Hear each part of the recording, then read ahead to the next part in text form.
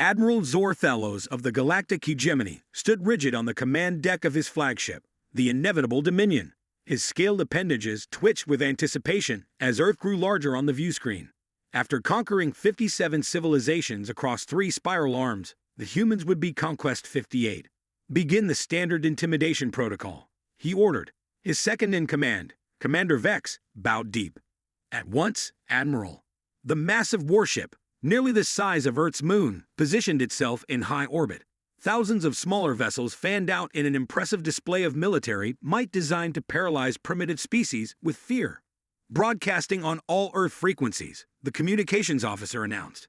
Admiral Zorthellos cleared his throat sacs and began the speech that had brought countless worlds to their knees. People of Earth, I am Admiral Zorthellos of the galactic hegemony. Your planet has been selected for incorporation into our empire. Resistance is futile and will result in planetary devastation. Your technological inferiority is absolute.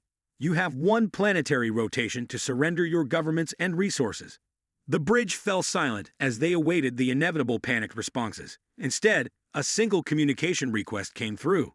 Put it on screen, the Admiral commanded, anticipating the sight of a trembling planetary leader. The screen flickered to show a human female in casual attire, sipping from a mug. She appeared utterly unimpressed. Hi there, I'm Dr. Eleanor Chen, designated First Contact Representative for Earth. Quick question, is this your first time encountering humans? The Admiral blinked his 3 eyes in confusion. Your species will show proper deference or face. Yeah, Dr. Chen interrupted, waving dismissively. Annihilation, devastation. We've heard it all before in our science fiction. Look, we're actually quite busy right now. Could you maybe come back in, say 50 years? Vex hissed in outrage. How dare this primitive address? Busy. Admiral Zorthellos sputtered. With what? Dr. Chen shrugged.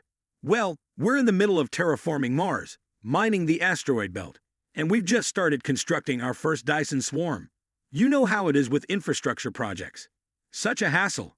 The bridge erupted in confused murmurs. The intelligence reports had classified Earth as a pre-expansion civilization. Impossible, the science officer protested. Our scans show primitive combustion engines and rudimentary space stations. Dr. Chen chuckled. Oh, those. That's just our vintage tech. Some people are nostalgic. She tapped something off screen. Admiral, I'm sending you some coordinates. That's where our actual defense fleet is stationed. We keep them cloaked. Less visual pollution that way. Moments later, the sensor operator gasped. Admiral, multiple energy signatures activating throughout the solar system. Thousands of them. The view screen changed to show swarms of sleek vessels emerging from seemingly empty space, their designs elegant and utterly alien to hegemony aesthetics. That's impossible, Admiral Zorthellos whispered. Your species hasn't even unified your planet. Oh, we haven't, Dr. Chen agreed cheerily. We're still figuring out the whole global governance thing. But external threats? That we can agree on. We've been anticipating first contact for centuries, preparing for it too. The tactical officer's voice shook. Admiral, their weapons systems are. I've never seen anything like this. The energy readings are off our charts. Dr. Chen smiled. We're a bit competitive by nature.